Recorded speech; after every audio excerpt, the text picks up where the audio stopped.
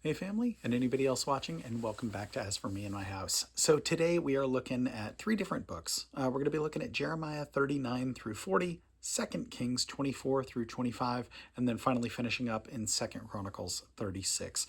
All of those today going out to you, Naomi. Looking at these, we're really going to be talking about the same thing in a lot of them. We'll be looking at the fall of Jerusalem, we'll see Jeremiah freed, and then we'll see Gedaliah assassinated. But we'll be looking at the kings in most of these accounts of Judah. So Jehoahaz, Jehoiakim, Jehoiachin, and then Zedekiah. And we'll talk amidst all the judgment of these kings. We'll see a little bit of love, and we'll talk about that because that's really easy to miss, but really important. So again, Jeremiah 39 through 40, 2 Kings 24 and 25, 2 Chronicles 36. So starting with Jeremiah chapter 39. This is how Jerusalem was taken. In the 9th year of Zedekiah king of Judah, in the 10th month, Nebuchadnezzar king of Babylon marched against Jerusalem with his whole army and laid siege to it. On the 9th day of the 4th month of Zedekiah's 11th year, the city wall was broken through. Then all the officials of the king of Babylon came and took seats in the middle gate, Nergal-Sharezer of Shamgar, Nebo-Sarkesim, a chief officer, Nergal-Sharezer, a high official, and all the other officials of the king of Babylon. When Zedekiah king of Judah and all the other soldiers saw them, they fled and left the city by night by way of the king's garden, though the gate was between two walls, and headed toward the Arabah. But the Babylonian army pursued them and overtook Zedekiah in the plains of Jericho. They captured him and took him to Nebuchadnezzar king of Babylon at Riblah in the land of Hamath, where he pronounced sentence on him. There at Riblah, the king of Babylon slaughtered the sons of Zedekiah before his eyes, and also killed all the nobles of Judah. Then he put out Zedekiah's eyes and bound him with bronze shackles to take him to Babylon. The Babylonians set fire to the royal palace of the houses of the people and broke down the walls of Jerusalem. Nebuzaradan, commander of the imperial guard, carried into exile to Babylon the people who remained in the city, along with those who had gone over to him, and the rest of the people. But Nebuzaradan, the commander of the guard, left behind in the land of Judah some of the poor people who owned nothing, and at that time he gave them vineyards and fields. Now Nebuchadnezzar, king of Babylon, had given these orders about Jeremiah through Nebuzaradan, commander of the imperial guard. Take him and look after him. Don't harm him, but do for him whatever he asks. So Nebuzaradan, the commander of the guard, Nebuzaradan, the chief officer, and Nergal-Sharezer, a high official, and all the other officers of the king of Babylon, sent and had Jeremiah taken out of the courtyard of the guard. They turned him over to Gedaliah, son of Ahikam, the son of Shaphan, to take him back to his home. So he remained among his own people. While Jeremiah had been confined in the courtyard of the guard, the word of the Lord came to him. Go and tell Ebed-Melech the Cushite, this is what the Lord Almighty, the God of Israel, says. I am about to fulfill my words against this city through disaster, not prosperity. At that time, they will be fulfilled before your eyes. But I will rescue you on that day, declares the Lord. You will not be handed over to those you fear. I will save you. You will not fall by the sword, but will escape with your life, because you trust in me, declares the Lord. Chapter 40. The word came to Jeremiah from the Lord after Nebuzaradan, commander of the imperial guard, released him at Ramah. He had found that Jeremiah bound in chains among all the captives of Jerusalem and Judah, who were being carried into exile to Babylon. When the commander of the guard found Jeremiah, he said to him, The Lord your God decreed this disaster for this place, and now the Lord has brought it about. He has done just as he said he would. All this happened because you people sinned against the Lord your God and did not obey him. But today I am freeing you from the chains on your wrists. Come with me to Babylon, if you like, and I will look after you. But if you do not want to, then don't come. Look, the whole country lies before you. Go wherever you please. However, before Jeremiah turned to go, Nebuzaradan added, Go back to Gedaliah, son of Ahikam, the son of Shaphan, whom the king of Babylon has appointed over the towns of Judah, and live with him among the people. Or go anywhere else you please. Then the commander gave him provisions and a present and let him go. So Jeremiah went to Gedaliah, son of Ahikam, at Mizpah, and stayed with him among the people who were left behind in the land. When all the army officers and their men, who were still in the open country, heard that the king of Babylon had appointed Gedaliah son of Ahikam as governor over the land, and had put him in charge of the men, women, and children who were in the poorest in the land, and who had not been carried into exile to Babylon, they came to Gedaliah at Mizpah, Ishmael son of Nethaniah, Jehohanan and Jonathan, the sons of Kareah, Seraiah, the son of Tehumeth, the sons of Ephi, the Netophathite, and Jazaniah, the son of the Maacathite, and their men. Gedaliah, son of Ahikam, the son of Shaphan, took an oath to reassure them and their men. "Do not be afraid to serve the Babylonians," he said. "Settle down in the land and serve the king of Babylon. It will go well with you. I myself will stay at Mizpah to represent you before the Babylonians who come to us. But you are to harvest the wine, summer fruit, and oil, and put them in your storage jars, and live in the towns that you have taken over." When all the Jews in Moab, Ammon, Edom, and all the other countries heard that the king of Babylon had left a remnant in Judah and had appointed Gedaliah, son of Ahikam, the son of Shaphan, as governor over them, they all came back to the land of Judah, to Gedaliah at Mizpah, from all the countries where they had been scattered, and they harvested an abundance of wine and summer fruit. Jehohanan, son of Kareah, and the army officers, still in the open country, came to Gedaliah at Mizpah, and said to him, "Don't you know that Baalis, king of the Ammonites, has sent Ishmael, son of Nethaniah, to take your life?" But Gedaliah, son of Ahikam, did not believe them. Then Jehohanan, son of Kareah, said privately to Gedaliah in Mizpah, "Let me go and kill Ishmael, son of Nethaniah, and no one will know it. Why should he take your life and cause all the Jews who are gathered around you to be scattered, and the remnant of Judah to perish?" But Gedaliah, son of Ahikam, said to Jehohanan, son of Kareah, "Don't do such a thing. What you are saying about Ishmael is not true." And 2 Kings 24. During Jehoiakim's reign, Nebuchadnezzar, king of Babylon, invaded the land, and Jehoiakim became his vassal for 3 years. But then he changed his mind and rebelled against Nebuchadnezzar. The Lord sent the Babylonian, Aramean, Moabite, and Ammonite raiders against him. He sent them to destroy Judah in accordance with the word of the Lord proclaimed by his servants, the prophets. Surely these things happened to Judah according to the Lord's command, in order to remove them from his presence, because of the sins of Manasseh and all that he had done, including the shedding of innocent blood. For he had filled Jerusalem with innocent blood, and the Lord was not willing to forgive. As for the other events of Jehoiakim's reign and all he did, are they not written in the book of the annals of the kings of Judah? Jehoiakim rested with his fathers, and Jehoiachin, his son, succeeded him as king. The king of Egypt did not march out from his own country again, because the king of Babylon had taken all his territory from the Wadi of Egypt to the Euphrates River. Jehoiachin was 18 years old when he became king, and he reigned in Jerusalem 3 months. His mother's name was Nehushta, daughter of Elnathan. She was from Jerusalem. He did evil in the eyes of the Lord, just as his father had done. At that time, the officers of Nebuchadnezzar, king of Babylon, advanced on Jerusalem and laid siege to it. And Nebuchadnezzar himself came up to the city, while his officers were besieging it. Jehoiachin, king of Judah, his mother, his attendants, and nobles, and his officials all surrendered to him. In the 8th year of the reign of the king of Babylon, he took Jehoiachin prisoner, and, as the Lord had declared, Nebuchadnezzar removed all the treasures from the temple of the Lord and from the royal palace. He took away all the gold articles that King Solomon, king of Israel, had made for the temple of the Lord. He carried into exile all Jerusalem, all the officers and fighting men, and all the craftsmen and artisans, a total of 10,000. Only the poorest people of the land were left. Nebuchadnezzar took Jehoiachin captive to Babylon. He also took him from Jerusalem to Babylon, the king's mother, his wives, his officials, and the leading men of the land.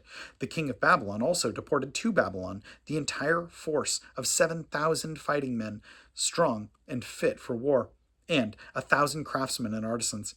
He made Mattaniah, Jehoiachin's uncle, king in his place, and changed his name to Zedekiah. Zedekiah was 21 years old when he became king, and he reigned in Jerusalem 11 years.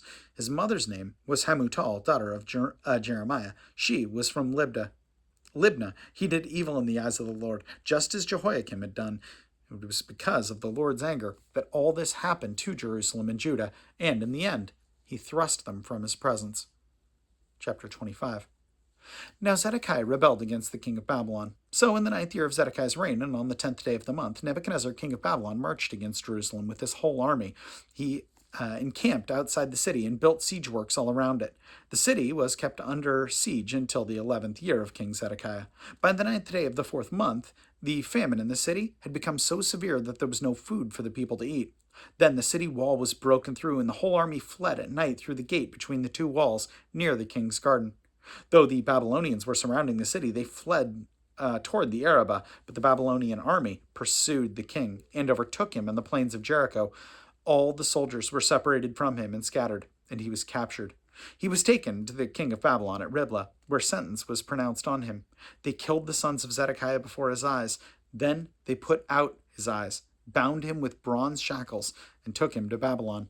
On the 7th day of the 5th month, in the 19th year of Nebuchadnezzar king of Babylon, Nebuzaradan, commander of the imperial guard and official of the king of Babylon, came to Jerusalem. He set fire to the temple of the Lord, the royal palace, and all the houses of Jerusalem. Every important building he burned down. The whole Babylonian army, under the commander of the imperial guard, broke down the walls around Jerusalem. Nebuzaradan, the commander of the guard, carried into exile the people who remained in the city, along with the rest of the populace, and those who had gone over to the king of Babylon. But the commander left behind some of the poorest people in the land to work the vineyards and fields. The Babylonians broke up the bronze pillars and the movable stands and the bronze sea that were by the temple of the Lord, and carried the bronze to Babylon. They also took away the pots, shovels, wick trimmers, dishes, and all the bronze articles used in the temple. The commander of the imperial guard took away the censers and sprinkling bowls, all that were made of pure gold or silver. The bronze from the 2 pillars, the sea, and the movable stands which Solomon had made for the temple of the Lord was more than could be weighed.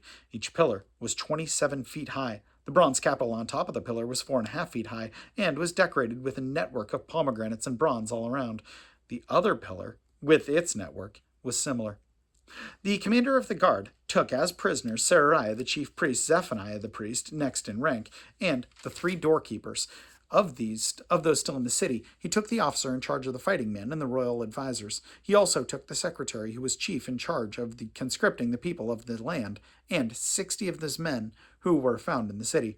Nebuzaradan, the commander, took them all and brought them to the king of Babylon at Riblah. There at Riblah, in the land of Hamath, the king had them executed. So Judah went into captivity away from her land. Nebuchadnezzar, king of Babylon, appointed Gedaliah, son of Ahikam, the son of Shaphan, to be over the people that he had left in Judah. When all the army officers and their men heard that the king of Babylon had appointed Gedaliah as governor, they came to Gedaliah at Mizpah. Ishmael, son of Nethaniah, Jehohanan, son of Kareah, Seraiah, son of Tehumeth, the Netophathite, Jazaniah, the son of Maachathite, and their men. Gedaliah took an oath to reassure them and their men. "Do not be afraid of the Babylonian officials," he said. "Settle down in the land and serve the king of Babylon, and it will go well with you." In the 7th month, however, Ishmael, son of Nethaniah, the son of Elishama, who was of royal blood, came with 10 men and assassinated Gedaliah, and also the men of Judah and the Babylonians who were with him. At this, all the people, from the least to the greatest, together with the army officers, fled to Egypt for fear of the Babylonians. In the 37th year of the exile of Jehoiachin, king of Judah, in the year of Evil-Merodach became king of Babylon, he released Jehoiachin from prison. On the 27th day of the 12th month, he spoke kindly to him and gave him a seat of honor higher than those of the other kings who were with him in Babylon. So Jehoiachin put aside his prison clothes, and for the rest of his life ate regularly at the king's table. Day by day, the king gave Jehoiachin a regular allowance as long as he lived. And lastly, 2 Chronicles 36.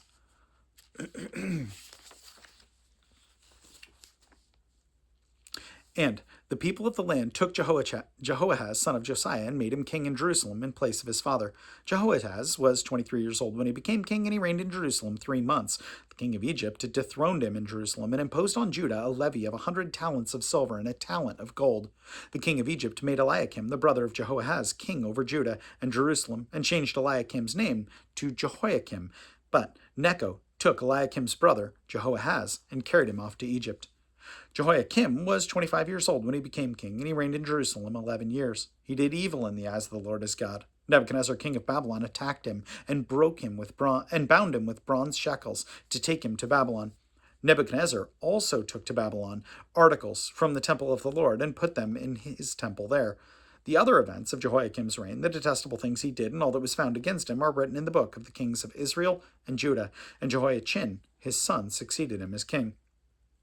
Jehoiachin was 18 years old when he became king, and he reigned in Jerusalem 3 months and 10 days. He did evil in the eyes of the Lord. In the spring, King Nebuchadnezzar sent for him and brought him to Babylon, together with the articles of value from the temple of the Lord. And he made Jehoiachin's uncle Zedekiah king over Judah and Jerusalem. Zedekiah was 21 years old when he became king, and he reigned in Jerusalem 11 years. He did evil in the eyes of the Lord his God, and did not humble himself before Jeremiah the prophet, who spoke the word of the Lord. He also rebelled against King Nebuchadnezzar, who had made him take an oath in God's name. He became stiff-necked and hardened his heart, and would not turn to the Lord, the God of Israel. Furthermore, all the leaders of the priests and the people became more and more unfaithful, following all the detestable practices of the nations and defiling the temple of the Lord, which he had consecrated in Jerusalem. The Lord, the God of their fathers, sent word to them through his messengers again and again, because he had pity on his people and on his dwelling place. But they mocked God's messengers, despised his words, and scoffed at his prophets, until the wrath of the Lord was aroused against his people, and there was no remedy. He brought up against them the king of the Babylonians, who killed their young men with the sword in the sanctuary, and spared neither young man nor young woman, old man or aged. God handed them all over to Nebuchadnezzar. He carried to Babylon all the elders from the temple of God, both large and small, and the treasures of the Lord's temple, and the treasures of the king and his officials. They set fire to God's temple and broke down the wall of Jerusalem. They burned all the palaces and destroyed everything of value there. He carried into exile to Babylon the remnant who escaped from the sword, and they became servants to him and his sons until the kingdom of Persia came to power. The land enjoyed its Sabbath rest. All the time of its desolation it rested, until the 70 years were completed in fulfillment with the word of the Lord spoken by Jeremiah. In the first year of Cyrus, king of Persia, in order to make the word of the Lord spoken by Jeremiah, the Lord moved the heart of Cyrus, king of Persia, to make a proclamation throughout his realm and to put it in writing. This is what Cyrus, king of Persia, says: The Lord, God of heaven, has given me all the kingdoms of the earth, and has appointed me to build a temple for him at Jerusalem and Judah. Any one of his people among you, may the Lord his God be with him, and let him go up. That was interesting in 2 Kings 25 here. Let me get back to it. That last section about Jehoiachin. It says, in the 37th year of the exile of Jehoiachin, king of Judah, in the year, can't read right now, in the year of evil Merodach became king of Babylon, or Emil Marduk, could be. Looks like there's two translations there. Became king of Babylon. He released Jehoiachin from prison on the 27th day of the 12th month. He spoke kindly to him and gave him a seat of honor higher than those of the other kings who were with him in Babylon. So Jehoiachin put aside his prison clothes, and for the rest of his life ate regularly at the king's table. Day by day, the king gave Jehoiachin a regular allowance as long as he lived. I think it's interesting that amidst all this judgment, we do see God working through this king to still show mercy to his people. And I think that's interesting because it's so easy to think that that God doesn't care, despite maybe what judgment may be coming, or despite the evilness of man and sinful nature. And yet in the midst of that, in the midst of these generations of kings, whether they last a while or last very briefly, God is still showing mercy to his people, and that is amazing. So even when these kings may seem or may be ruthless, we still see that root of a good God. And I think that's really important, is that recognize that God does care regardless of what we're going through. I mean, that's kind of a separate thing. What we're going through is on the wrong side of paradise, right? We realize that man sinned in the garden, and we are fallen, and yet God had designed something perfect, and yes, did allow us choice, and we chose evil, and we seem to constantly choose evil. Yet we look to God because we recognize that he is the only one who is truly good. I think that's a great, great, great reminder for all of us, and a great thing to be praying about. So let's do it. God, I thank you so much for Naomi, and I pray that you strengthen her, Lord, and make her so strong and resilient. And I thank you for her heart, God. Help her and help all of us to remember, Lord, that the only one who is truly good is you, Lord, that we look to you alone. God, help us to recognize that, yeah, you put people in our lives to help us out or to help them. But we look to you as the true arbiter of what is right and what is wrong and what is good and what is evil. And we thank you so, so much for your word, and so, so much for your son. And it's in Jesus' name we pray. Amen. Well, Naomi, I love you tons. Good grief. And for anyone else watching, know that I appreciate you as well. And I will plan on seeing you next time. Have a good one.